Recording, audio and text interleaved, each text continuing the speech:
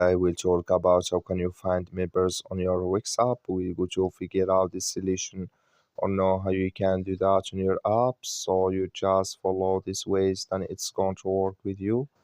All you have to do in verse, you just go down, click on manage down here, just click on it.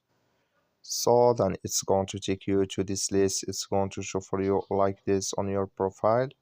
You go down here, then you click here on customers and lists.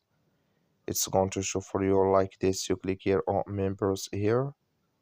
In here you will find all members you have. I have not members yet, but if you have them, you will find them here in this list. In here can you find your blocked list. I have no one too. So but if you have any of your members, you will find them here in this list.